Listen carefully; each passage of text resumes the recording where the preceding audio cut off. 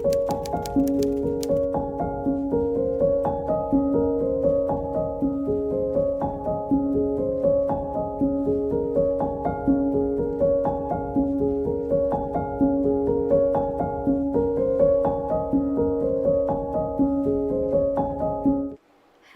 everyone and welcome back to my channel. Today we are doing honestly one of my favorite things to do, but I haven't done one since summer, I think, and that is a 24-hour readathon. Listen, I know like one of my last videos, I think it was like 4 or 5 videos ago, was a readathon, and I don't love that they're like so close together, but you know, my reading this year is in dire need of a reading goal, because why is it the 13th? Yeah. Why is it the 13th of January and I'm already 2 books behind on my reading goal? I did set 150 again, and I think to really be on top of that this year, we need some semi-regular readathons, maybe like bi-monthly. I don't know, maybe we'll do about 6 this year. That sounds good to me, but we are starting the first one today on the 13th of January. We are going to be doing the method of, I'm going to start at 1:30 today and it's going to end 1:30 tomorrow. I think that's just the best method for me in terms of how much time I have available to me these days. It's just, yeah, I don't have time to be doing the timer method. It literally takes me a week and I don't have that kind of time. So we're going to be starting at 1:30 today and ending 1:30 p.m. tomorrow. Very excited. I have my TBR all picked out next to me. Every single book we will hopefully be reading in this video. My friend Roxy helped me pick this yesterday when she was around, and I'm feeling very enthusiastic and optimistic. Enthusiastic? Yeah, enthusiastic and optimistic about the TBR that we have picked out. So let's really quickly go through it so that we can start this readathon. Book 1 that I'm going to be picking up is The Trials of Apollo, The Burning Maze. This is book 3 in the series. I just thought, like, middle grade Rick Riordan for a readathon, like, you truly can't go wrong, and what a strong, hopefully strong start to the readathon. I think it's going to be so much fun. I've never read The Love Hypothesis. Can you even believe it? I've literally read all of her other full-length novels aside from Problematic Summer Romance, and I've also read like that one novella that was when they were like snowed in, and the Hot for Slayer, her best work, dare I say. But I have never read her first ever book, The Love Hypothesis, and I know it's becoming a movie, I believe, this year, and I have to get it read before that happens, and what better time to read it than in a readathon. This is going to be so much fun. Then we have a new book that I actually purchased yesterday for this readathon because I thought it would be perfect, and that is The Correspondent by Virginia Evans. This is like an epistolatory novel, I believe is how it's pronounced. Every single page in this book is an email or a letter to someone. There is no like typical prose, I guess you could say, and that's just such an interesting format. I think it's going to be really quick to get through. I've heard it's very emotional and moving and all of those incredible things that you want from a book, and I've just heard nothing but good things, so I'm very excited to get around to this one. Then another book that I picked up specifically for this readathon is this one, and it's called Recipe for an Unexpected Afterlife by Destin J. Munden, and this is like a cozy fantasy following a retired undead orc knight. What a mouthful. And this orc is opening a restaurant. He's opening a restaurant, and I think it's just kind of following that journey, but then also, like, you know, all these different people moving in and out of this restaurant, you know, passing through, learning their stories. I think he connects with this girl called Astra, and I believe he kind of has to help her along the way also. So this just sounds really, really fun, and it's super short, and I think it's just going to be a nice little book to get through. And then this one is heavily influenced by Roxy. Roxy, you're probably watching at some point. This is literally just because of you. Golden Sun by Pierce Brown. Need I say more? Book 2 proceeds to say more. Book 2 in the Red Rising saga series. I feel like it's a saga. It feels epic enough to be a saga. I could be wrong though. Yeah, book 2. This is at the bottom of the stack because this is heavy and dense and long, and I don't want to like clog up the whole readathon with it, but I'm more than happy to hopefully finish it, but if not, read like half of it, you know, by the end of the readathon. I'm so excited to read this, like I really am. It's dense and it's heavy and I'm scared. This is the whole TBR for this readathon. Dropped one, great.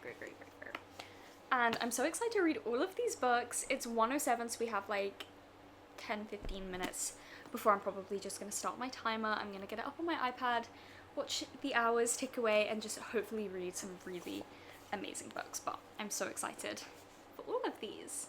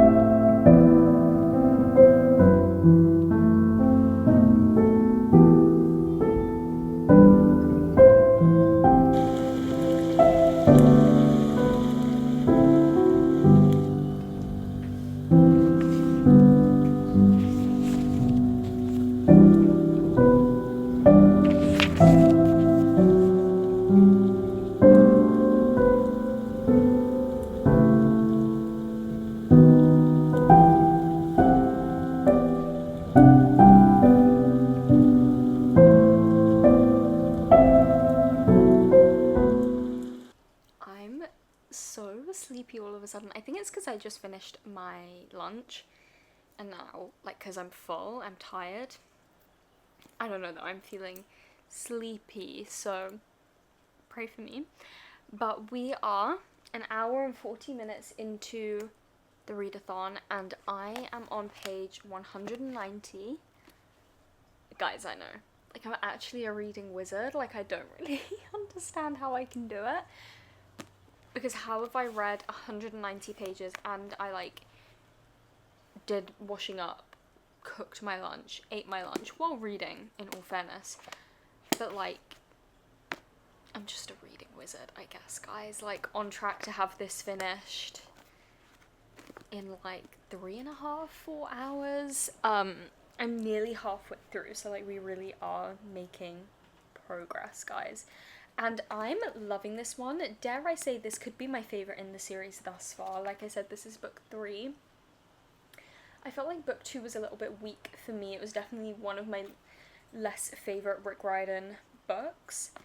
This one, on the other hand, I'm having so much fun. It feels more classic Rick. Like, it feels like I'm reading a book from the first series. You know what I mean? And that's been super fun. We've had a lot of reoccurring characters from prior series as well. We've had one very prevalent character from the Percy Jackson series come back. And we've had a very prevalent character, actually a few prevalent characters from the Heroes of Olympus come back also. And it's just so much fun. That's one of the things I love about these books is, like, where I'm at now, we're 12 books deep into this interconnected world. Like, I've read 12 other books within this world. And so just the people that, like, make appearances or are referenced and, you know, like, spoken about, it's so much fun and it makes it such an enjoyable reading experience because you're like, oh my god, that character, like, yeah, what are they up to now? What are they doing? And then half the time Rick actually brings them in for, like, a period of time to help with the journey and the plot that we're on, which is so much fun. So all around, I've been having a really, really good experience with this one. Having so much fun. We're definitely building up to a very large enemy, which I'm a little bit scared about, because you know when they seem so powerful and all they're saying is like, this person like cannot be killed, cannot be stopped, is like the worst person ever, and you're like, okay, cool, great, so like how are you gonna stop him then, you know? But Rick will come up with some stupid crazy way for it to happen that like you never would have thought of in a million years. But it's genuinely just been so much fun, having the time of my life, honestly.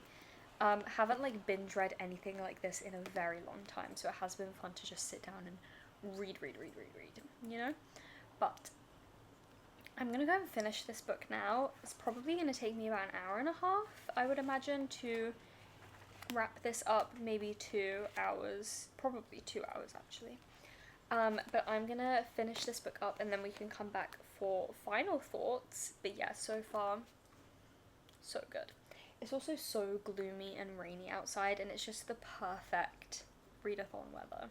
All around ambience is amazing, book is incredible, having so much fun.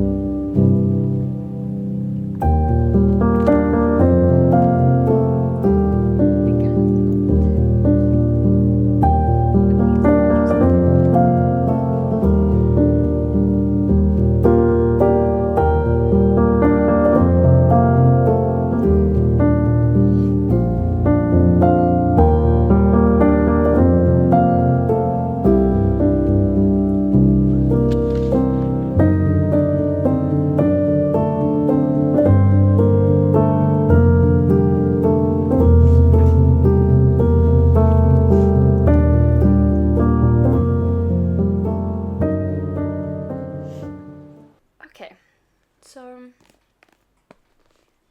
we finished book 1 of the readathon. We have 20 and a half hours left on the clock. Did I finish this book or did this book finish me? That's my question for everyone. I have read 12, now 13 Rick Riordan books. What the fuck? This is all I have to say. What the hell? I'm trying to say things without making it glaringly obvious what, like, happened. But, like, I think we all just kind of thought it was an unspoken rule that something of this nature would never happen. Nobody did. You know what? I might go back and add warnings to just be like, I do allude to what happened if you don't want any semblance of, like, maybe being spoiled.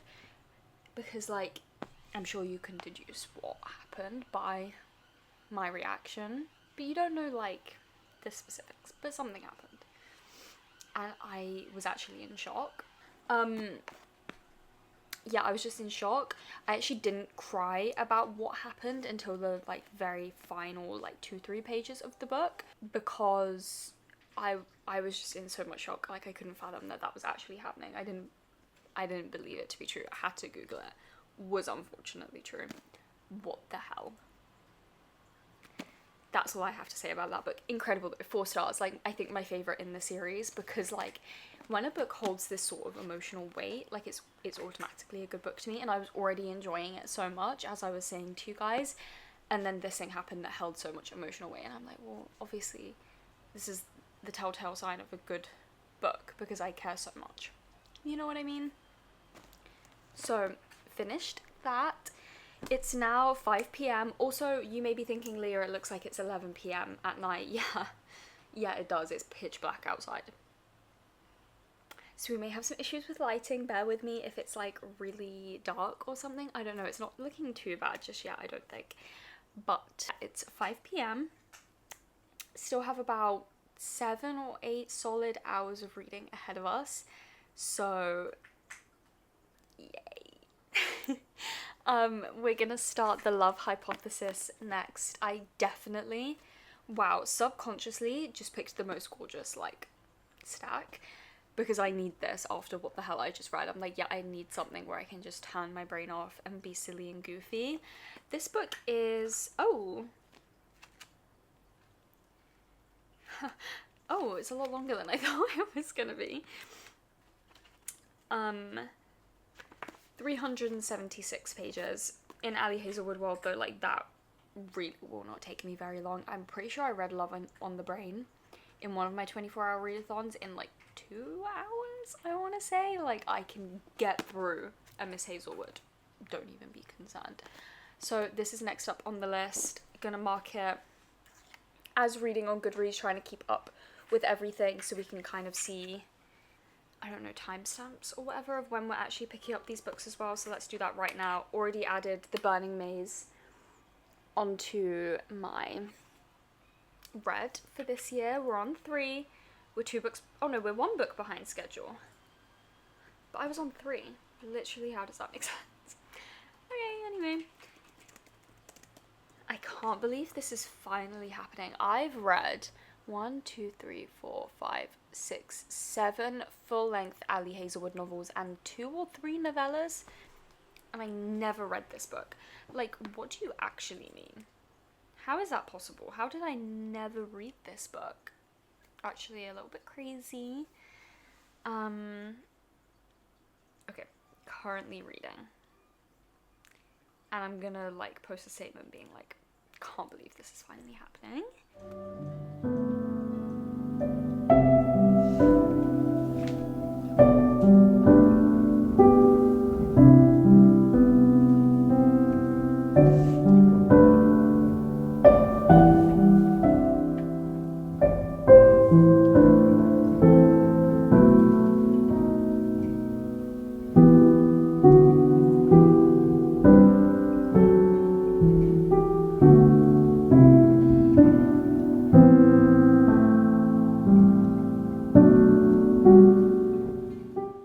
It's now 6:38. We have 18 hours and 45 minutes left on the clock, and I'm about 53% of the way through the love hypothesis.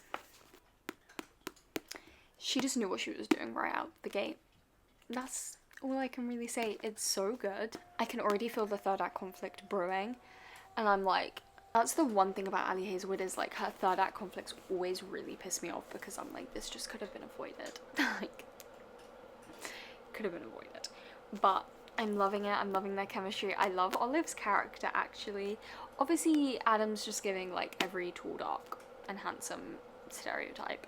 Literally just has black hair. Like, character, you know, but like, he's fun at the same time. Like, it works. But Olive's really fun, and I'm just really loving this dynamic. I can't believe I forgot that it was a fake dating trope. Like, I was starting it and it was like setting up for that, and I was like, I completely forgot that that's what this was about. But it's been so much fun, having a lot of fun. I did end up putting it onto my Kindle just so, I don't know, it was a bit easier. And the spine on this one's like a bit stiff, and my hand was hurting from holding the book, because I've been holding a book for like 5 hours now. So, like 4 hours. Anyway, so I put it onto the Kindle and I've been reading it on this. My current plan is to finish this up hopefully within the next like hour and a half. Finish this up. Then I'm gonna have dinner, but I also think I'm gonna read Saga. I have it downloaded onto my Kindle. It's like a graphic novel, which I don't really know anything about, but I have it downloaded onto my Kindle, so I'm gonna read that, and then we're gonna read The Correspondent and see where we can go from there. But yeah, that's like my main plan. Finish this up, read Saga, read The Correspondent, all before I sleep tonight. I'm saying this just in case I'm correct. I think the recording is gonna have what that piece of shit said to her on it at the end. I think she's gonna have forgotten to stop the recording, and it's gonna have recorded it. That's my theory. I think that's gonna happen. I freaking knew it. I knew it. Oh my god. Oh my god, this is amazing. I haven't even updated my bookmark in here. My bookmark. Is it a bookmark? It's me and Roxy. But I finished it. Oh, this was so good. But like, of course it was gonna be, because it's Ali Hazelwood. And I haven't read one of her STEM entries in a minute. Obviously this is the STEM entry. Original. It's so good. And now I'm like, I want to go back in and read Deep End to get the little like Easter eggs for Adam and Olive. There's also Easter eggs for Adam and Olive in Love Theoretically, I want to say. They go to like a house party and they're there, I think. I don't know. I just love them. Very excited for the adaptation. I think Lily Reinhardt is gonna play Olive so well. I'm not very familiar with the man that's playing Adam, and he's certainly not who I pictured. However, I'm open. Sure, we'll see how it goes. But this was so good. The third act breakup wasn't very painful whatsoever. I just realized I haven't been giving you star ratings. I think I'll do that in the outro altogether. But yeah, third act conflict wasn't very painful. That one character got what was coming. It was fun. I liked it. I sometimes felt like Adam and Olive were a constant, but like some of the other elements that were going on sometimes felt like a little bit like, you know, but like whatever. It was great. I actually do recommend it. Like, yeah, who would have thought? It's actually good. So now the plan for the rest of the evening, we're about to order food. We're gonna get Taco Bell, which that volcanic burrito, like, I'm so excited, very excited. But I'm gonna pick up The Correspondent now by Virginia Evans. This is a nice, short, quick little book, so I'm hoping to have this one like read by the end of the evening. It is 267 pages. I think it's gonna be sad, guys. I think I'm gonna end up crying, but that's fine. After dinner, I'll probably take my makeup off anyway. But the reason I think it's gonna be really quick to read is because, like, look at this page. Like, you know, like a lot of the pages are not full pages. I think this is gonna be so quick to get through. I think this is gonna be really, really fast, and I have a feeling that this one is just gonna stick with me, and I'm very excited for it. Literally obsessed with this cover, by the way. It looks like a postage stamp, and then it's a letterbox, because she sends letters, because she's the correspondent. She corresponds with people. Who designed this? This is great. I love this cover. It says it's never too late to write a few postscripts. Like, guys, I think this is going to break my heart, but we'll just see. So, this is the next book I'm going to pick up. Our food probably won't be here for like 30 minutes, so I'll probably be able to make like a decent amount of progress with this, and then we'll kind of be able to see where we're at for the rest of the evening. I think, did I say we only have, or only, we have only is crazy. We have 17 and a half hours left on the clock. I didn't say, but I think I'm going to leave the clock running while I sleep, and if I feel like I want to add an hour or two onto the end of the readathon, I'm totally comfortable doing that. You know, like if I only have 100 pages left of a book when the timer goes off, I might just finish the book, because I'm letting the timer run through my like 8-9 hours of sleep. So, but yeah, The Night is Young. It's 8 p.m. That's like minimum 4 hours left of reading. I can finish this in 4 hours.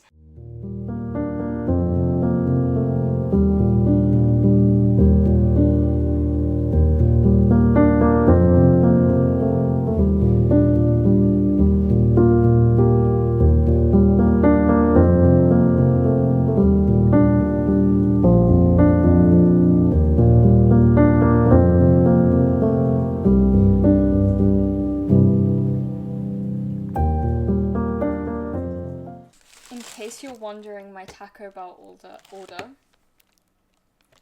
my Taco Bell order. I get the crunchy, where is it? I can't even see. Crunchy beef taco, volcanic burrito, no nacho chips. I get the fries and then the churros, and today I got nacho cheese on the side. What did you get? The exact same? Yeah. Without the cheese. And I got the chips inside the burrito. Yeah, and you got chicken taco. So, like, not the exact same at all, but it's okay. And a tango. And a tango. I got a Pepsi. So, I've had my food. Wow. Literally. Wait, hold on. Why are you, like, so far away? Literally, like, and don't mind my roller, the best takeaway I've had in, like, 6 months. It was really, really, really good. It was so good. Like, wow. Absolutely delectable. Very happy that we decided to order that food. Absolute scram. Took off my makeup, put my bangs up, put my blue light glasses on to kind of reduce the strain on my eyes. And I've been reading The Correspondent. This is actually a lot slower than I thought it was going to be. I read for about 30 minutes, I believe, while we waited for the food to be delivered. I'm on page 52. It's definitely a lot slower paced, but I've been giving you most of my updates and thoughts halfway through, so I thought it would be interesting to do initial thoughts, since I went in kind of not knowing anything about this book. From what I can deduce so far, we are following Sybil, and she is a, I believe, 73-year-old woman, and we are following all the various correspondences that she has. We see her speak to her brother, who lives in France. We see very brief interactions with her daughter, who lives in London and is travelling and doing work over in Australia too.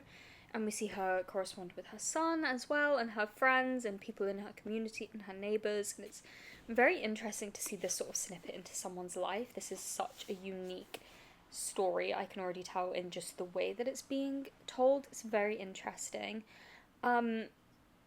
But from what I can pick up, her, like, oldest friend and colleague has passed on, and, you know, we're seeing her correspond with journalists and her friends, and it's very interesting to see how she'll speak about the same thing. Like, basically, she was asked to do a eulogy, and she told about 4 different people in her correspondence, you know, her thoughts and feelings on that.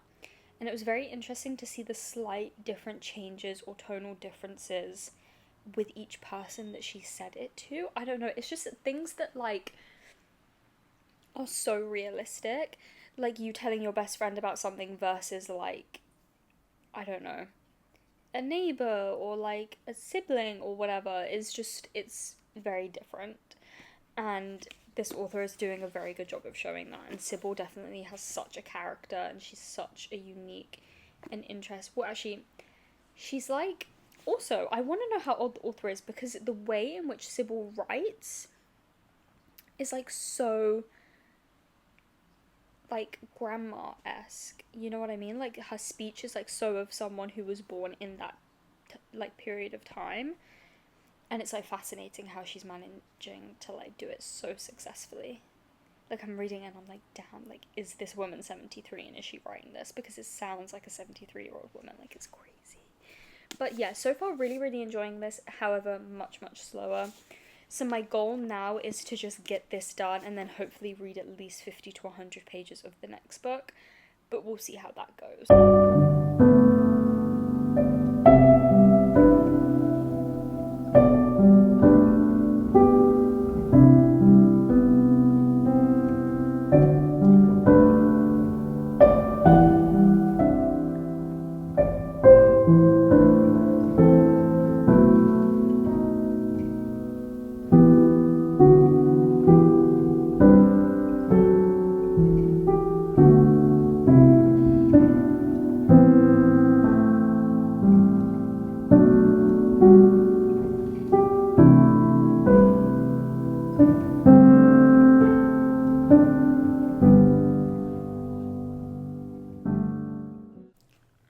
Okay guys, it is like almost midnight. I'm not even like tired. though, like, I'm tired, but I'm not, you know what I mean? Like, it's midnight, obviously I'm tired, but I'm not, like, ready to hang in. What's the saying? Throw in the towel? I think that's the saying. I'm not ready to throw in the towel just yet. I actually just asked Leon to make me a hot chocolate. You can't see it. Oh, there you go. You can kind of see it. It's like cream and marshmallows. And I actually about 30 minutes ago, wait, what time is that? Like 20 minutes ago, finished this absolute incredible book. I actually couldn't film. There's like crying at a book on the internet, and then there's like uncontrollably like sobbing.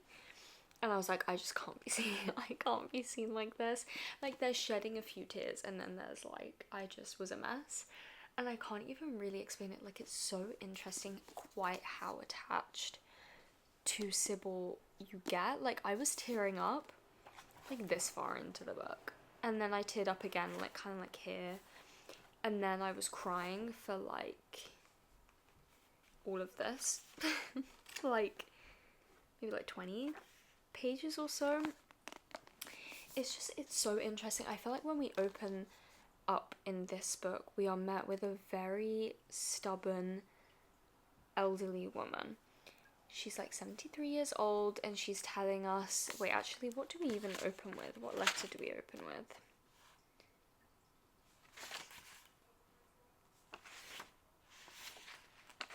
Yeah, it's her birthday. And we open with a couple correspondences for her birthday, and then we see her write to some authors, and also throughout the book she writes to this kind of mystery person.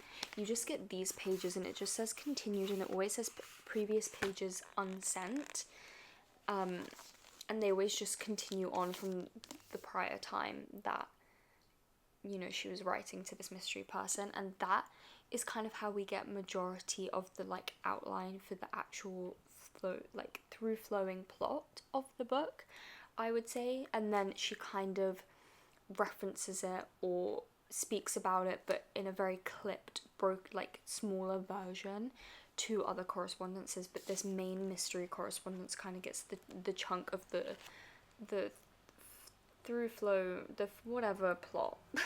Guys, it's midnight, listen. I just finished my third book of the day and it was very emotional. I'm not particularly coherent, but it was just beautiful. And yet we open up with her being very set in her ways. She's very herself and unapologetically so, but as the story progresses you almost see that like it's like she should be apologetic. I don't really know how to explain it. She just, in the last like couple of months of correspondences that you get in this book, she really breaks through, and there's such like a development that you can see just in the way she writes her stories and the way she writes her letters or emails, and the way she interacts with these different people and her underlying tones to these people. Or you'll see how she then references that letter to someone else and speaks about it in like an entirely different way. It's just very interesting. It was so incredibly human, and I think those are the stories that always get me the most, because she just felt like a person and she felt very real, and she felt like she could have been anyone's, you know, 70 to 80-year-old grandmother.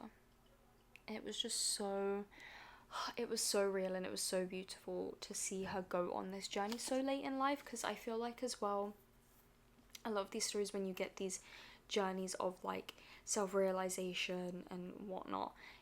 They're not quite of this age group, and I think the outward perspective of people on this age group is that they are set in their ways and they're not going to change, because you've already been alive for so long and you've already been doing it for so long the way that you do. So they appear more closed off and less willing to change. So it was very beautiful to see that journey throughout, like, I want to say 6-ish years of correspondences. It was very beautiful, and I felt like she was not written to be perfect and very far from it. And that's what made it so emotional and so real, because like she was just a girl, you know what I mean? And it was beautiful, and I was so sad at the end of it. I just couldn't speak. Nope. Literally cried, sobbed, kind of pulled myself together, splashed my face with water, like cleaned up, walked over to Leon. He was like, "Are you okay?" And I was like, "It's too soon, I can't talk about it yet." I was like, "No, actually I'm not yet. Not okay yet."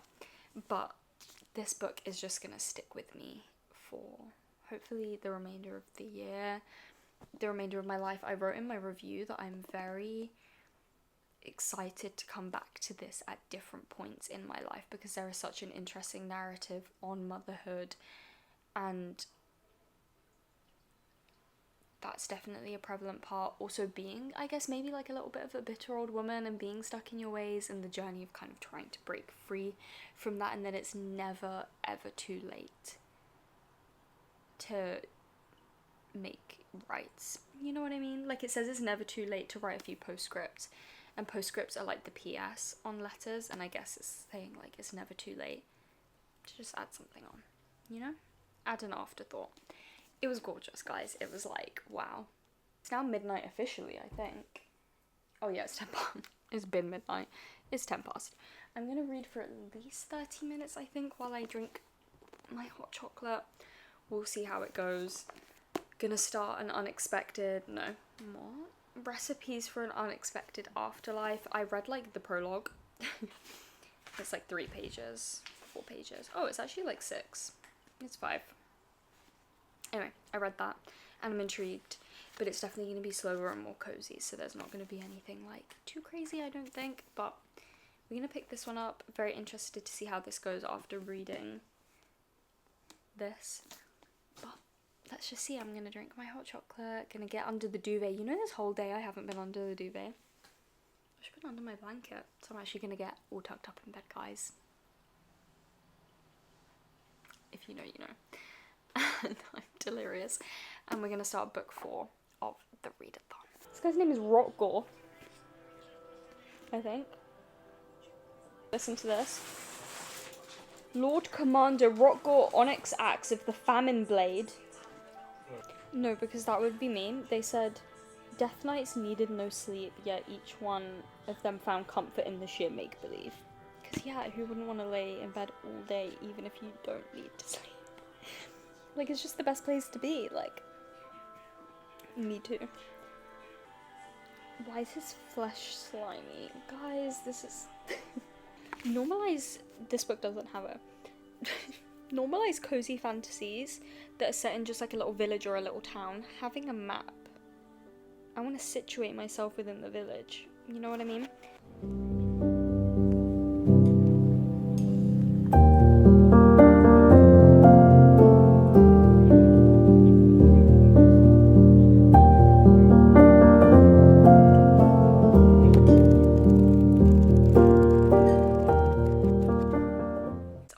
The next morning, I thought I'd do a quick update before I can't speak for the rest of the readathon, because Leon has an exam in 20 minutes and I'm obviously not going to speak through his exam. He needs full silence and concentration capabilities, so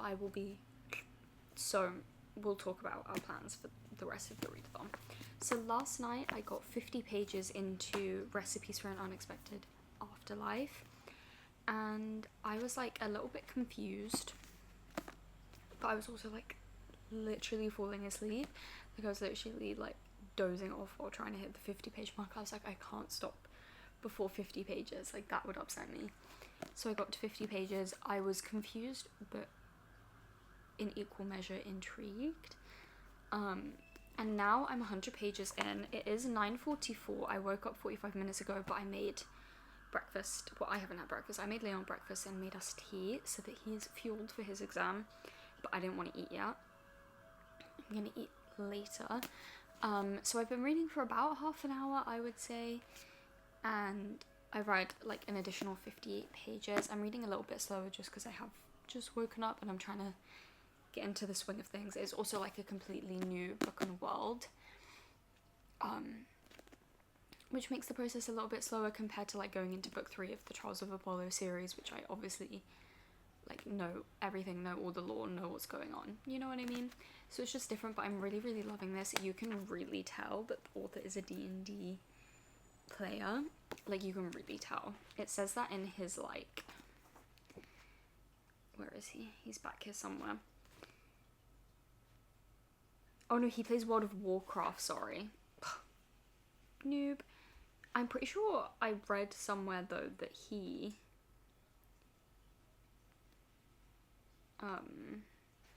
also plays D&D. I think I saw that maybe online. But you can really tell that he's into those sorts of games. Like, just all the different sort of, like, fantasy creatures that are coming in are so much more, like, World of Warcraft D&D leaning as opposed to, like, typical fantasy. You know what I mean? Like, orcs and druids and dwarves and things like that. Like, it's so... Yeah, I'm just loving it, because I'm not a D&D player, but I do play Baldur's Gate, which is, like... It is D&D, but it's not D&D, you know, like, it's not the full scope of D&D, but it is a D&D game, if that makes... Am I, like, even speaking English? Transplant. Oh, hello! Hello. The cats, specifically this cat, loves to sleep in Leon's chair. That's where she sleeps overnight. And so in the mornings, if he has to sit there, he'll usually transplant her. And that's what that was. You want to come back? She was so warm. Anyway, yeah, so where I'm at with this book, he is a retired Death Knight. He's an orc Death Knight. Basically, from what I'm gathering, he, like, died. And then, like, because of this war, he died, and then he joined the Death Knights. It's not, like, that's not the main focus, so I, like, don't really know. But then he was undead for, like, a few hundred years, and now he's retired, and he has, like, some semblance of life yet, and they're basically saying he has, like, 50 to 60 years left of his life, because, yeah, he's kind of, like, in limbo between being undead and alive. Like, there's kind of, like, a middle ground that he is now living in, and he left, and everyone is, like, very appreciative of these, knights, and so when everyone's, like, figuring out who he is, they're, like, more than happy to help him out. And so he basically, with the help of this guy, buys this place, and there's an upstairs living quarters, but downstairs is more of a public space. And we learn that in his past life, before he was this Death Knight for hundreds of years, he was the orc, like, war cook. So, like, in the clans, every orc clan has, like, a war cook, I believe, is what I'm being told. And he was that cook, and he loved it. But dead knights don't eat, they don't sleep, nothing. See, he didn't need to cook, he hasn't cooked for hundreds of years. But as soon as he was, like, living again, and he needed to eat to sustain himself, he's, like, been thinking about all these flavors and all these different foods, and he saw the public space, and the person he was, like, serving was like, you should do something with your retirement, like, don't just do nothing. And so he's been inspired to start a restaurant, and that's where I'm at. And he's bumped into this little girl, Astra, who is, like, an orphan, and she's kind of helping him get the scope of the city, because he's never really been in the city before. He served the city, he lived, like, in the castle or whatever, but he was never, like, in the city, you know what I mean? So she's helping him kind of get the scope. She's helping him at all the different food markets, helping him, like, introduce himself to all these people so he can buy ingredients for his restaurant. And yeah, I'm 100 pages in, and we're just still in the setup of the restaurant. I'm assuming within the next, like, 50-ish pages we're gonna open the restaurant, and I'm actually really excited. This is making me realize I've never read, like, a cozy fantasy, I don't think. I feel like Paladin, like, the Paladin series could maybe fall into the scope of this, but it was romantasy. Like, the Paladin series is romantasy. This is not. This is very much making me want to read Legends and Lattes, because I believe in Legends and Lattes he opens, like, a coffee shop, and they don't even have coffee in this world, and they're like, what is coffee? And he opens up a coffee shop, I think. So it's making me want to read that for sure, but this is very fun, and I'm very intrigued. And just reading the back, the author has one other book set in this specific world that this one is set in. I'm wondering if it's more high fantasy, or if it's also cozy. It's called Tavern. It could be cozy. I don't know. Very much enjoying this book. My plan is, so we have 3.5 hours left on the clock. I'm hoping to be able to finish this in about 1.5, 2, which will leave us like an hour and a half to 2 hours left in which we're gonna start Golden Sun, but certainly not gonna be able to finish it. But yeah, I'm hoping like to really lock in now. I have been listening, as you would have seen, to brown noise on like through my earphones. I'm a wired earphone girly now. My AirPods broke months ago. Anyway, listening to brown noise, and I'm hoping to really lock in and get this done in like the next hour and a half, 2 hours. I have 180 pages left, so like so doable. And yeah, but I'm actually very pleasantly surprised. Like I thought I would like it, but I'm enjoying it like a lot more than I thought, especially after those first 50 pages. I was like, I'm not sure how this is gonna go anymore, but it's going well. But see you guys later, probably at the end of the readathon, if I'm so honest. I just spoke for 8 minutes. I'm wasting my precious readathon time. I'll be back at the end of the readathon where we've probably finished this and we're at half of Golden Sun.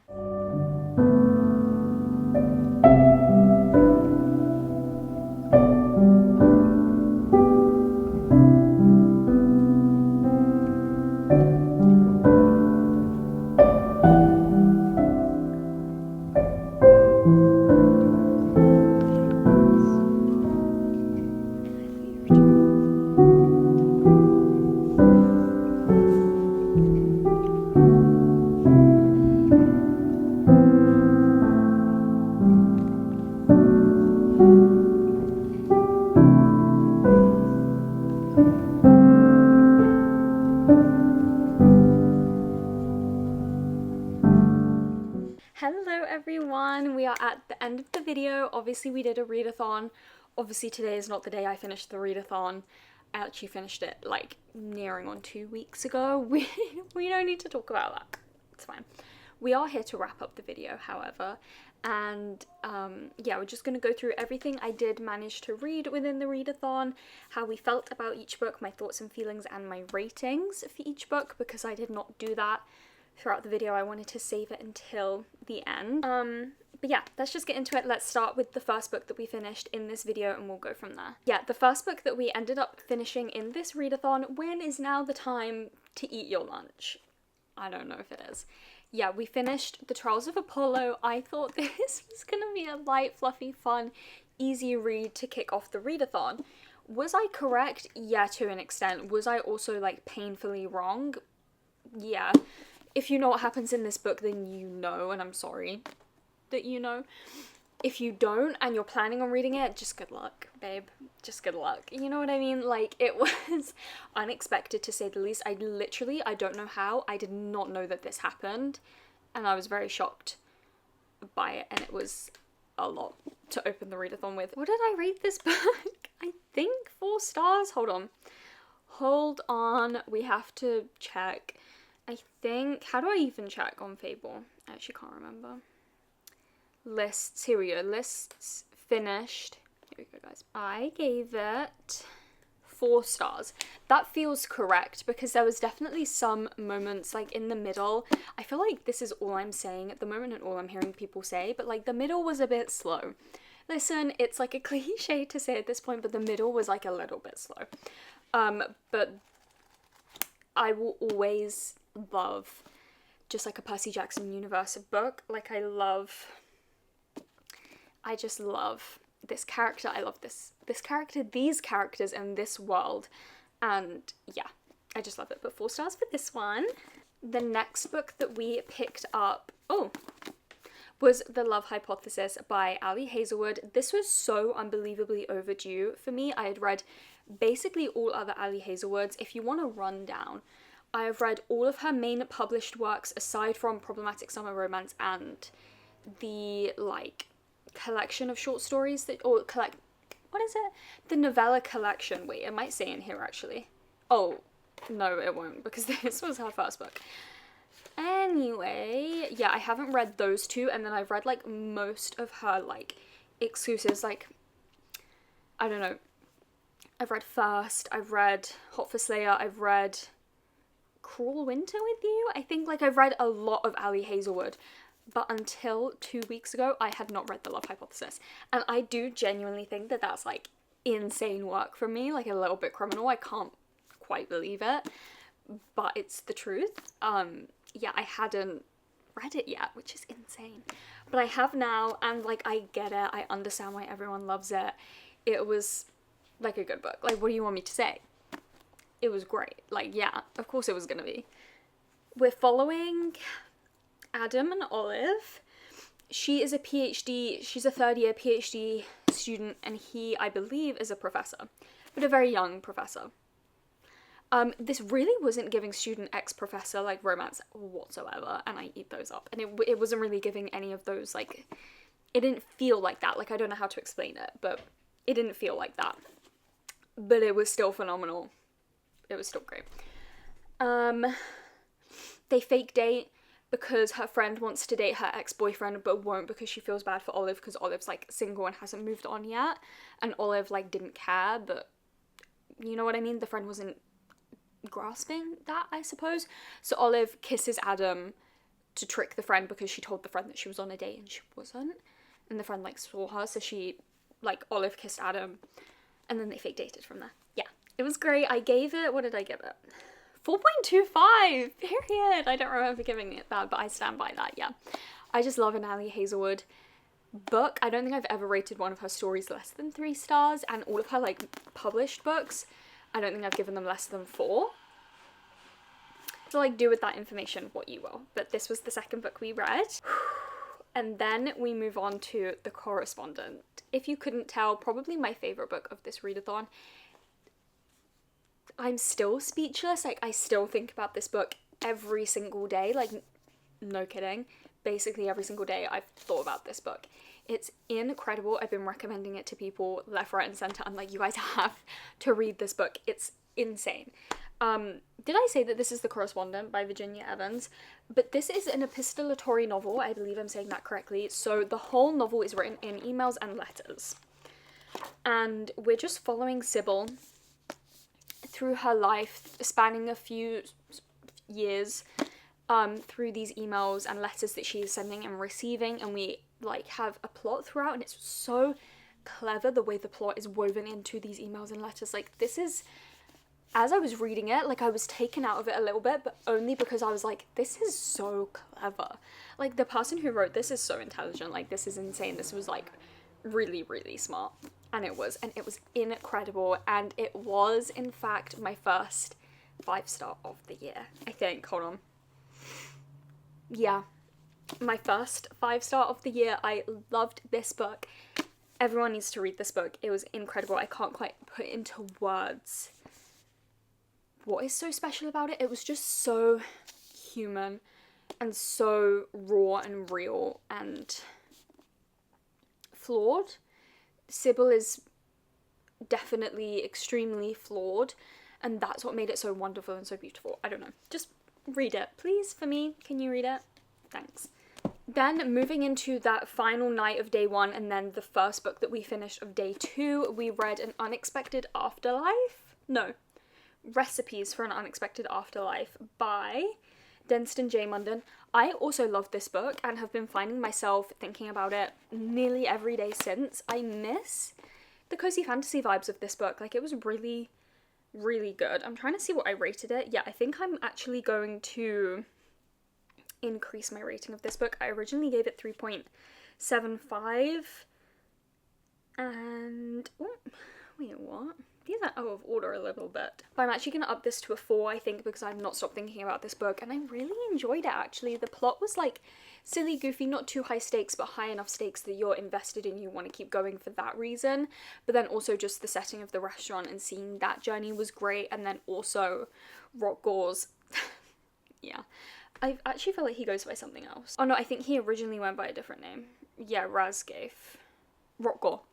And Astra, the little girl, and their journey of, like, family, like a family journey. I don't know. This was really good, and if you need, like, a little palate cleanser between high fantasies, I really recommend this one. very fun time. And then ultimately, we did not finish this book in this vlog, but I'm going to give you my final thoughts on it anyway because I have since finished it. That is Golden Sun by Pierce Brown. I got 180 pages into this originally before I ended the readathon. I got to chapter 20, so just under halfway through the book, and I've since finished it and I gave it 4 stars. Yeah, I gave it 4 stars. I'm just throwing out these 4 stars left, right, and centre these days. Like, I'm like, you can have a 4 star and you can have a 4 star. I'm just having a good reading year so far. But this is book 2 in the Red Rising series, and the Red Rising series basically follows a man called Darrow, and I'm actually trying to remember what you do and don't know from book 1. I think you know that he's a red. Hold on. Okay. You know a lot from the blurb.